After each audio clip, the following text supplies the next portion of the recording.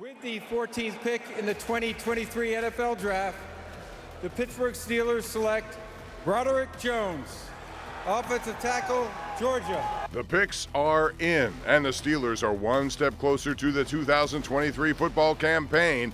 With the draft now complete, Omar and Mike Tomlin have a new crop of players to stay competitive in a very tight division and conference. We'll break it all down next as you are watching Steelers Draft Wrap-Up right here on KDKA TV.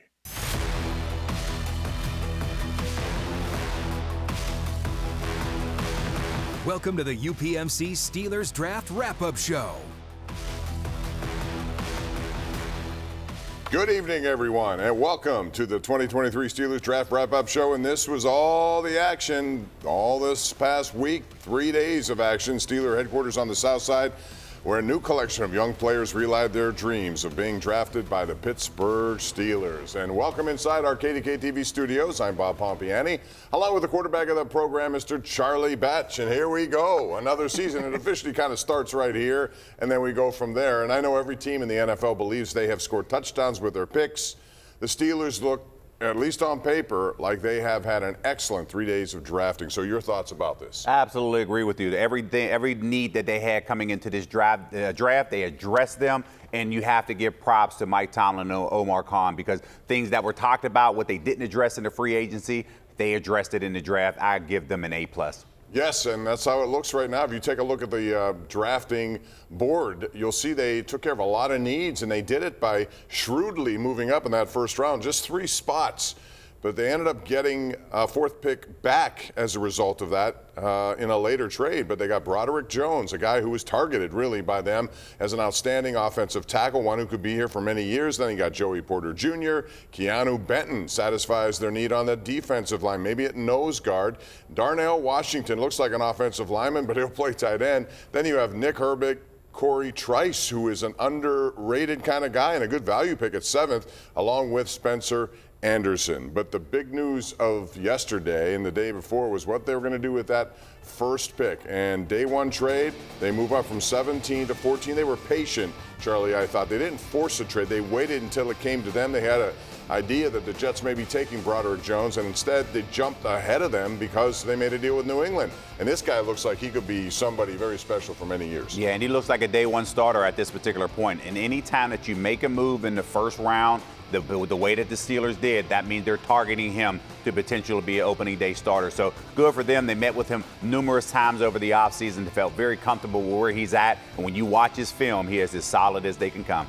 Yeah, and he's one of those guys who you look at and you say, you know, he's played in a system that is very pro-like, and they've had a lot of success. So you get a young guy, but he's been in there a lot. He's still young. He has all that experience. I think it should do wonders for him. And when you look at what, not just game film, but when you look at what they're doing in practice, because you know down in Georgia, they rotate those guys. So you know he is in and out every single day practicing against the top talent, and that's why they felt very comfortable with the position that they took him in. So Dan Moore is a guy who now becomes the depth guy more than anything else. And I think that's the other thing about having a guy like him is the bottom line. They got deeper in the offensive line. They were lucky last year they went through it without an injury. And that's key. And you always talk about those backups. Can they step in? Now, we didn't have a chance to challenge that last year, but right now they knew that that was a weak spot and they wanted to address it. So right now they feel very confident with the 3 tackles that they actually have on this roster. And Mike Tomlin has really looked at priority over the years, and if you look at what they've done in the first round, they have hit some of their priorities. This is what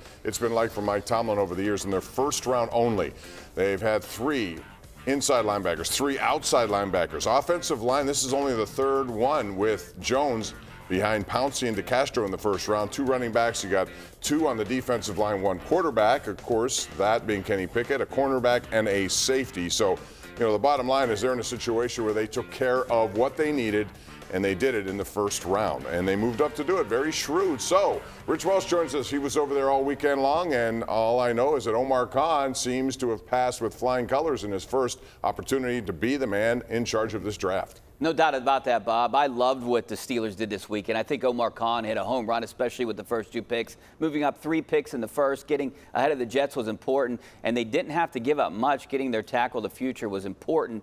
And Jones is a player that Tomlin and company spent a lot of time with over the last few months.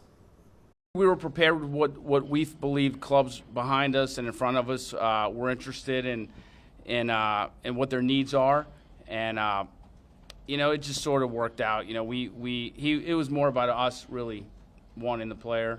We found somebody that was willing to trade and at the value that we were comfortable with. He's got a competitor's mentality. He's wired right for this line of work. He's got a desire to be great. He's highly competitive. It's the reason why he put himself in that environment. He's been a part of a winner. He understands that we're in the winning business. He values that. He's experienced that. And let's go more in depth with their first pick. Broderick's bio, big guy with great feet, 19 starts at left tackle for Georgia. Didn't give up one sack, which might be the most impressive stat here.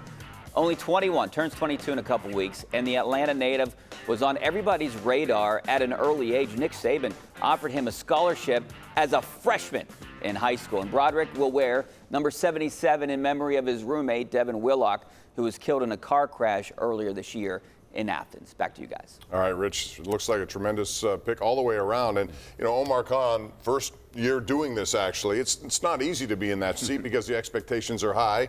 The fact that he made that trade when he made it, pretty good indication that he's willing to do some things maybe out of the ordinary. And everybody was wondering how he was going to approach this draft because, of course, talk about Kevin Colbert, Hall of Fame career, but how was he going to put his stamp in this particular draft? Making the move that he did in this manner, and you heard him, they felt comfortable based off where he was at that they can make that move. Kudos to him for making that, and also throughout the entire draft. Omar Khan, job well done. And he gave up a fourth round bet. He got one back later, so very shrewdly got that as well. All right, Broderick Jones was in Pittsburgh. As soon as he got the name called, he was here the next day, and Missy Matthews of Steelers.com had an opportunity to speak with the number one pick of the Pittsburgh Steelers. The Pittsburgh Steelers select Broderick Jones, offensive tackle, Georgia. He is big, he is physical, and he's very light on his feet. I love his athleticism, love the upside with him. He's got a competitor's mentality. He's wired right for this line of work. He's got a desire to be great. All right, feels good out here. Yeah. Talk to me about what practice is like at Georgia. That's like basically ones-on-ones, NFL players going against NFL players day in and day out. All the time, man. You have no choice but to get better at the University of Georgia, and practice does that because, like you said, it's one-on-one all the time, good on good. We have so many different types of players, so many different styles of play, and everybody's physical. That's the standard at Georgia, physical and fast. So, Georgia molded me into who I am today at the end of the day, and I believe it helped me grow into my playing style and as a man as well.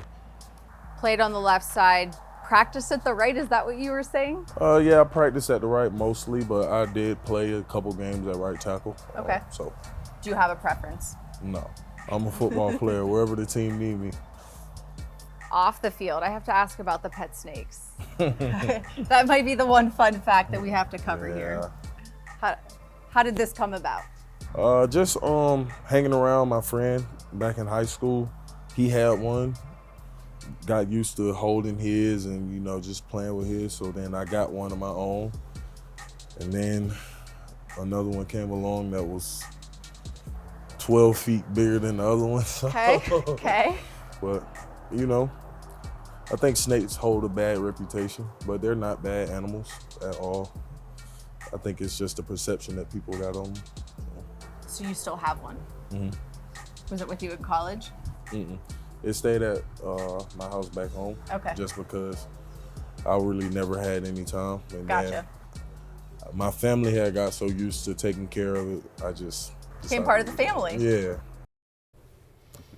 All right. Thank you very much, Missy. It's Steelers TV. Coming up, an exciting day 2 of the draft. We're going to focus on what the Steelers did yesterday. That's coming up when we continue with our draft wrap-up show right here on KDKA TV.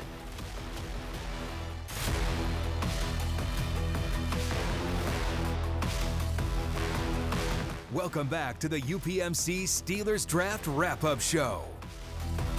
It's an honor and a privilege to announce that with the 32nd pick in the 2023 NFL Draft, the Pittsburgh Steelers select Joey Porter Jr., DB, Penn State. How about that? A lot of people thought that would be the pick at 17. They prioritized offensive tackle. They got what they wanted there. And then day 2, a lot of trade talk, I'm sure, but from one hometown guy to another, from North Allegheny High School, following his dad all throughout his career, and now he's here. It's got to be a dream come true. It absolutely is. And man, I'm electrified with this pick, and I'm super excited for Joey Porter Jr. He worked his tail off, and I've known him since he was a kid. He ran for our track club, Next Level Athletics, and so I knew him at a very young age. And of course, going through that process, everything that he got to this point, he's earned because he knew the name and what the value that he had to continue to bring to live up to his family. He did that. He's out of his father's footsteps. And one thing about Joey at this particular point, it would not surprise me if he is a potential day 1 rotational guy, only because his dad played in his defense, coached in his defense, and he will have the upper hand when he's sitting at home learning that defense with his father. So this game will not be so big for him. It actually will slow down a lot faster for him than it would for some of these other rookies. See him in North Allegheny right there playing both sides of the ball, but man, he was definitely going to be a defensive back at Penn State, and people may look and say only 1 career interception, Charlie, but at the same time, a lot of people shied away from throwing in his direction. Let's talk about that and what it means, the fact that he has the ball skills, I think, to cover, and that's what they want out of him. Absolutely. And when you watch him and you watch his skills, he can catch the football, so he did play receiver, so you know he can absolutely do that. Now, when you go back and watch the film and you look at, okay, does numbers stand out? What are they throwing his direction? There are a lot of other variables that happens in that particular situation. One thing I'm not worried about, whether this guy can play, whether he can get his hands on the football, that will be determined when he gets to this level. This next picture you have to identify with this one because it happened at the Super Bowl. And Joey Porter Sr. there with the kids, and there he is. You see Joey Porter Jr., and all of a sudden it comes full cycle, and now he's a member of the Steelers. So what are they saying about Joey Porter Jr.? Rich Walsh was there when they made those announcements. Rich? Well, guys, the Steelers had a tough decision to make at the start of that second round. They were fielding multiple trade offers, but nothing really blew them away enough to pass up on Joey Porter Jr., a player they think can make an impact right away. I mean, yeah, this is something that was always in the back of my mind and even my family mind of what if I end up in Pittsburgh. So now that I'm here, we're just trying to figure out where I'm going to live now. So it's a good feeling to have. It was great. Last night I was mad. I had an edge on me. And this is the perfect way to end my day right here. I just forgot all about last night, and shoot, I'm ready, and I got a chip on my shoulder. I'm trying to prove myself. It's going to be my flavor to it. It's me. It's not him. He understands that it's my time to shine. He did what he had to do, and it's my time right now. And I'm going to get the fans' attention with that, and I'm going to play hard ball. Hard football. We're going to smack you in the mouth. We're going to play aggressive. And I feel like that fits my game style. I'm going to get in your face. I'm going to talk a little trash, but we're going to play. And Porter also said when the Steelers made that trade to move up from 17 to 14, he thought they were taking him.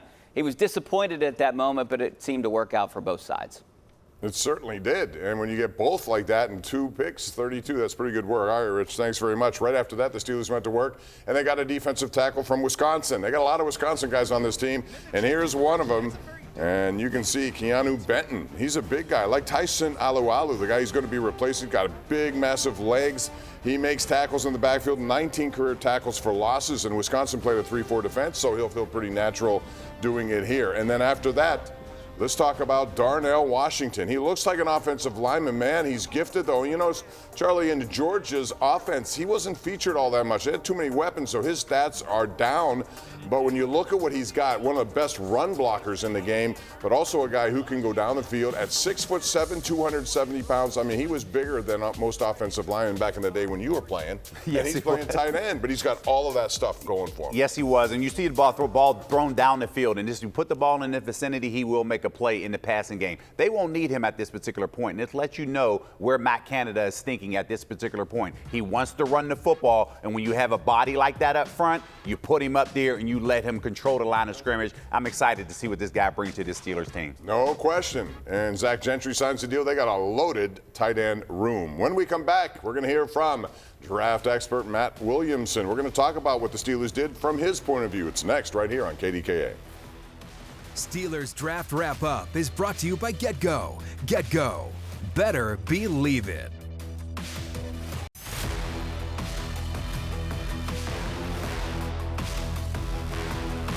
Welcome back to the UPMC Steelers Draft Wrap-Up Show.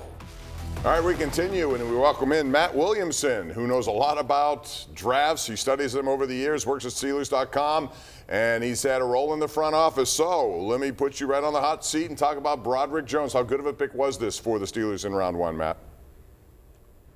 Phenomenal. I didn't think they had any shot at him, to be honest with you. He still needs a little bit of technique work, but he's very young. He has massive amounts of ability, and he can run like the wind. He has a chance to be a star.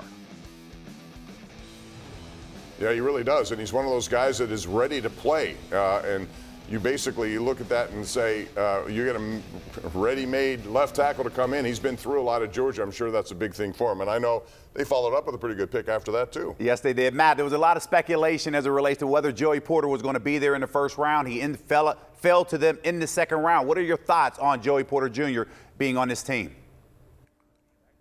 I love it. And it's not just because his dad was a great Steeler. I mean, his length, his physicality, this whole offseason has been about big, strong, physical players, whether it's free agency or the draft. And Porter epitomizes that. And drafting him and then Trice later on, who's almost a carbon copy, kind of a Joey Porter light, it just shows to me that they're going to play a lot of press man coverage. They're going to bang receivers around. I love what they're showing us here with these picks. Yeah, Trice was looked at as one of those value picks that they got, just as the tight end was looked at that. I want to talk about the Herbig connection. Now you got brothers on this team. It seems like that's the way the Steelers rock here, with either brothers or a lot of Wisconsin people. Talk about the pick of Herbig now joining his brother. Yeah, like you said, another brother combination, more Wisconsin familiarity, very productive the last 2 years, coming off the edge as a sack guy.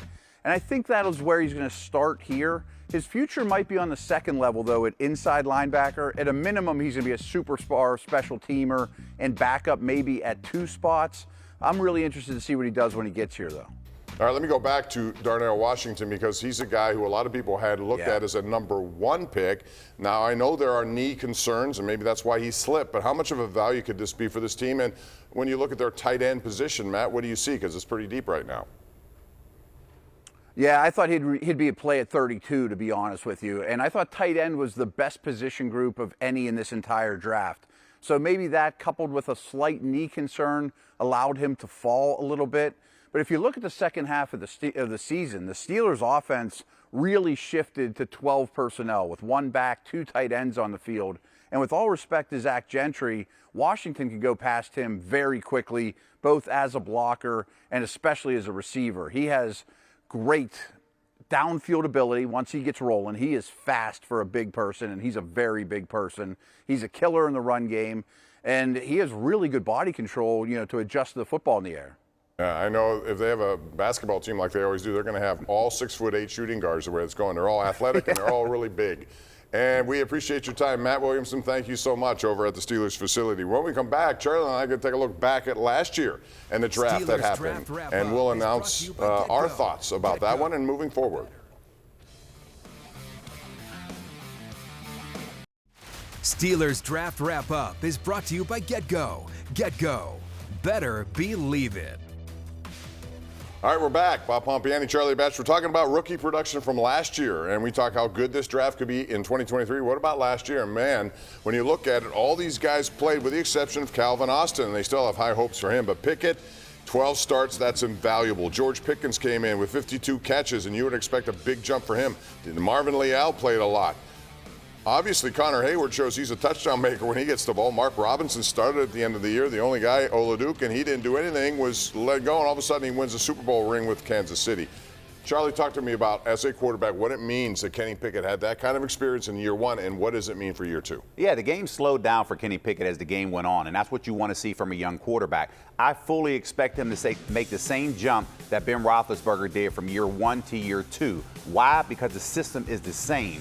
Everything that he did last year, he gets a chance to study, and he's building on that moving into year 2. You add George Pickens to the equation, I feel a better rapport that's going to happen between them. So this offense can open up a whole heck of a lot more pending what Kenny Pickett does, and that trajectory is up for him, and I like exactly where he's at right now. Real quick, George Pickens, how big of a jump can he make from 52 catches? He can definitely make a jump. Now it's just a matter of whether they're going to open up the offense a lot more, throwing the football down the field. that can happen because all of these guys are coming back. The game is slowing down for him, and now he's building on that route tree. So George Pickens, all the talent that he has in the world, he is going to be exciting to watch this year. Yeah, I think their offense is loaded, and they've done a lot to support Kenny Pickett, even in this draft in 2023. We'll be back to wrap it all up right here on KDKA as we look back on the draft.